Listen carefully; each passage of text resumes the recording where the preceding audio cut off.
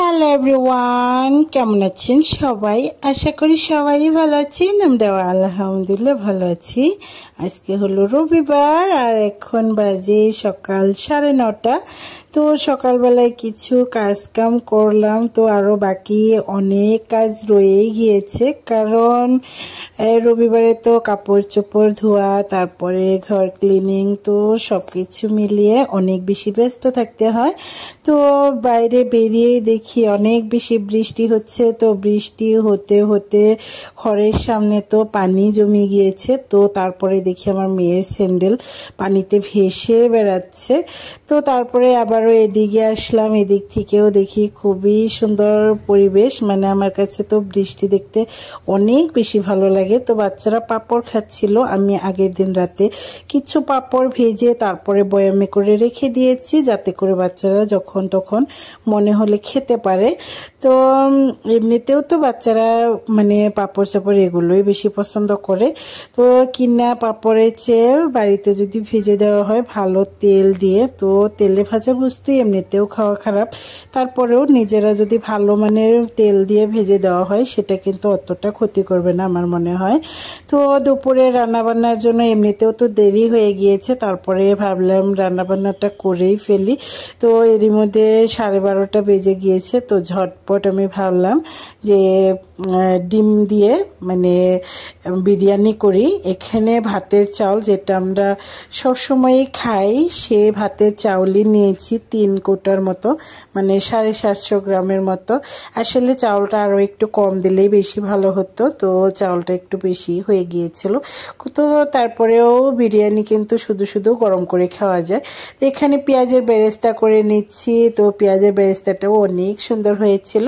তারপরে এখানে আমি চিকেন রোস্ট ছিল ফ্রিজের মধ্যে, তো সেটুকু মানে দিয়ে দিলাম।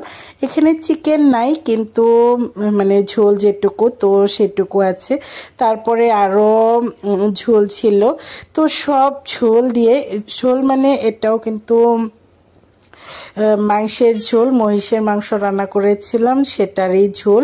তো সব কিছু দিয়ে দিলাম, কিন্তু যেহেতু মাংস নেই ওই জন্য ডিম দিয়ে মানে খাওয়া হবে, ওই জন্যই আমি ডিম তারপরে আলু একসাথে করে দিয়ে দিব, যাতে করে ভরিয়ে ভরিয়ে খাওয়া যায়। মানে একদমই তো শুধু শুধু যতটাই ফ্লেভারফুল হোক, কিন্তু এমনিতে তো আর বিরিয়ানি খাওয়া যায় না, ওই জন্য। তো এই তো এখানে আমি কিছুটা পরিমাণে বিরিয়ানি মশলা দিয়ে দিলাম। এখন একটু নাড়াচাড়া করে মিক্স করে তারপরে দিয়ে দিলাম চাউল। এরই মধ্যে কিন্তু চাউল ধুয়ে নিয়ে আসছিলাম। তো এখানে এগুলো ধোয়া চাউলগুলো দিয়ে তারপরে ভালো করে নাড়াচাড়া করে নিয়ে এই চাউলগুলো খুবই সুন্দর করে তারপরে ভেজে নিব। আর এগুলো ভাজতে ভাজতে আমি কিন্তু অন্য কাজগুলোও করে ফেলতে পারবো, কারণ 2টা আলু ছিলতে হবে। তো ডিমগুলোও অমনি আছে, তো ডিমগুলোও ছিলে নিতে হবে, তারপরে এগুলো ভেজে নিতে হবে। তো এরই মধ্যে কিন্তু এই চাউলগুলো খুবই সুন্দর করে ভাজা হয়ে যাবে। তো এটা ভাজা হতে থাক, আর চাউলগুলো ভাজা হলে বেশি খেতে ভালো লাগে আর ঝরঝরাও হবে। তো এটা আমি ঢাকনা দিয়ে একবারই ঢেকে দিয়েছিলাম, তারপরে খোলা রেখেই তারপরে ভালো করে আমি ওটা মানে এই যে ভেজে নিয়েছিলাম। তো এটা ভাজা হতে থাক, আরও একটা কড়াই বসিয়ে দিলাম। কড়াই বসিয়ে দিয়ে সেটার মধ্যে আলু আর ডিম এগুলো ভেজে নেব। তো ডিমগুলো ছুলে নিয়েছি, তারপরে হলো আলুগুলাও ছিলে নিয়ে তারপরে টুকরা টুকরা করে নিয়েছি। তো আমি 2টা আলু নিয়েছি, 5টা ডিম নিয়েছি। তো আমরা তো মানুষ 4 জন। তো এই তো আমি 5টা ডিম তারপরে আলু এগুলো এখন ভালো করে একটু নুন আর হলুদ দিয়ে তারপরে এখানে ভেজে নেব। আর এই তো এখন এটাও আমি মাঝে মধ্যে নাড়াচাড়া করে দিচ্ছি। একদিক থেকে কড়াইটা গরম হয়ে যাচ্ছে, আরও একদিক থেকে আমি চাউলগুলোও ভালো করে নাড়াচাড়া করে করে তারপরে ভেজে নিচ্ছিলাম। এরই মধ্যে কড়াইটাও গরম হয়ে গিয়েছে, দিয়ে দিলাম তেল দেওয়ার পরে দিয়ে দেবো একটু পরিমাণের নুন, তারপরে দিয়ে দেবো একটু হলুদ গুঁড়া, তাও দেওয়ার পরে আলু আর ডিমগুলো ভালো করে ভেজে নিব। আর আমি বিরিয়ানি রান্না করার সময় কখনোই কিন্তু মানে হলুদ গুঁড়াটা ইউজ করি না, আমার কাছে ভালো লাগে না, ওই জন্য কালারটা এটা হলুদ ছাড়াই বেশি ভালো লাগে। তো এমনিতে তো হলুদ দিলে আমার মনে হয় যে খিচুড়ি খিচুড়ি দেখা যায়, ওই জন্য। তো এই তো এখন মানে এখানে আমি ডিম আলুগুলো দিয়ে দিব। তো কেউ চাইলে এভাবে কিন্তু ঝটপট করে রান্না করে নিতে পারেন। মানে আমার তো ছিল রোস্ট, তো চিকেন রোস্টটা ছিল, ওই জন্য ঝোল দিয়েই ওইভাবেই রান্না করে নিলাম। যদি কারো বাসায় এমন কোনো মানে এটা তো থাকার কথাও না, হঠাৎ করেই থাকে তরকারি, তো আমার কাছে ছিল, ওই জন্য কাজে লাগিয়ে দিলাম।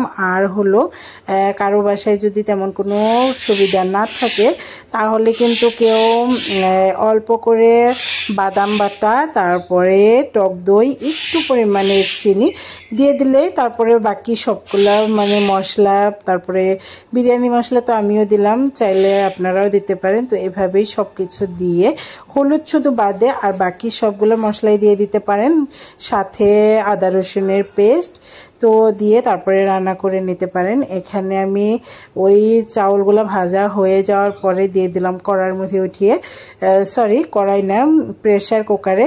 তো প্রেশার কুকারে উঠিয়ে দিয়ে তার উপরে দিয়ে দিলাম গরম মশলার গুঁড়া, তারপরে দিয়ে দিব জিরা গুঁড়া, তারপরে এই আলু, তারপরে এই যে ডিমগুলো এগুলো মানে তেল সহ ওখানে ঢেলে দিব। পরিমাণ মতো নুন দিয়ে দিব, নুন দিয়ে তারপরে মানে এটা চড়িয়ে দিব, উপর থেকে কাঁচামরিচ দিয়ে দিব, তারপরে পেঁয়াজের বেরেস্তা দিয়ে দিব। তো এখন যা কিছু দেওয়ার সব কিছু দিয়ে দিব। তো আমি অর্ধেকটুকু পেঁয়াজের বেরেস্তা এখন দিব আর অর্ধেকটুকু গার্নিশিংয়ের জন্য পরে দিব। আর এই তো এখন আমি পরিমাণ মতো নুন দিয়ে দিলাম, আর মনে হলো যে নুনটা একটু কম হবে, তো পরে আরও একটু নুন দিব পরে।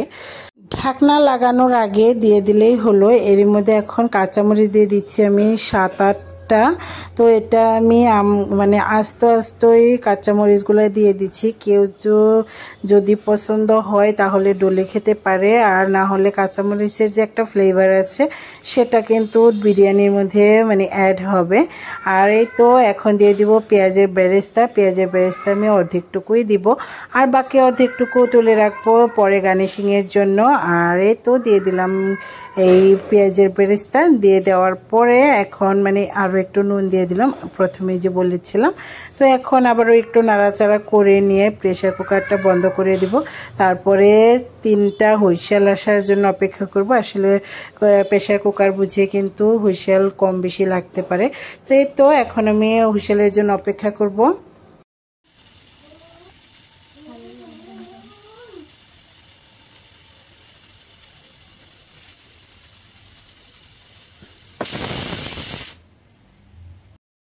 এরই মধ্যে প্রেশার কুকারের হুইসেলটাও বেরিয়েও গেছে। তো এখন দেখুন চাউলগুলা মানে একটু বেশি দেওয়ার জন্য একদমই উপচে পড়ছে এমন মনে হচ্ছে।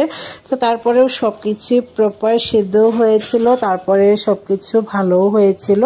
তো এই তো এখন আমি এই মানে প্রথমে একটা প্লেট বের করে নিয়েছিলাম সেটার মধ্যে বেড়ে নেওয়ার জন্য। তারপরে দেখলাম না, ওইভাবে বেড়ে নিলে খুব বেশি ভালো হবে না, আর যেহেতু অনেকটাই পরিমাণে রাইস আছে এখানে বিরিয়ানিতে, তো এই জন্য এখানে আমি হটকেসের মধ্যেই বেড়ে নিলাম। তো এখান থেকে কিছুটা পরিমাণে সার্ভ করে নিব আমরা দুপুরের জন্য, মানে লাঞ্চের জন্য। তো এই তো এখন আমি ভালো করে এখানে পরিমাণ মতো বিরিয়ানির রাইসটা দিয়ে দিলাম, দিয়ে উপর থেকে এখন সব কিছু দিয়ে তারপরে মানে সাজিয়ে দিব। আর বাকিটুকু রাইস আমি ওই হটকেসের মধ্যে ভালো করে বন্ধ করে রেখে দিব, কারণ মানে লাঞ্চের জন্য তো তার এতগুলো একসাথে লাগবে না, ওই জন্য। আর এই তো এখন আলু তারপরে ডিম এগুলো সুন্দর করে উপর থেকে সাজিয়ে দিচ্ছি, তার উপর থেকে কাঁচামরিচগুলোও দিয়ে দিচ্ছি। কেউ চাইলে খাওয়া যেতে পারে, আবার না চাইলে ফেলেও দেওয়া যাবে। তারপরে উপর থেকে পেঁয়াজের বেরেস্তা দিয়ে তারপরে সাজিয়ে নিব। এই তো আজকের ভিডিওটি আপনাদের কাছে কেমন লাগলো অবশ্যই কমেন্ট করে জানাবেন। যদি ভালো লেগে থাকে অবশ্যই একটা লাইক করে দিবেন। যদি চ্যানেলে নতুন হয়ে থাকেন অবশ্যই চ্যানেলটা সাবস্ক্রাইব করে দিবেন, আর পাশে থাকা ছোট্ট বেল বাটনটি প্রেস করে দিবেন। এতে করে যখনই নতুন কোনো ভিডিও আপলোড করব সাথে সাথে নোটিফিকেশন আকারে পেয়ে যাবেন। আজকের মতো এখানে বিদায় নিয়ে নিচ্ছি, দেখা হবে নেক্সট কোনো ভিডিওতে। ততক্ষণ পর্যন্ত ভালো থাকবেন, সুস্থ থাকবেন, আমাদের জন্য দোয়া করবেন। আজকের ভিডিও পর্যন্ত, আল্লাহ হাফেজ।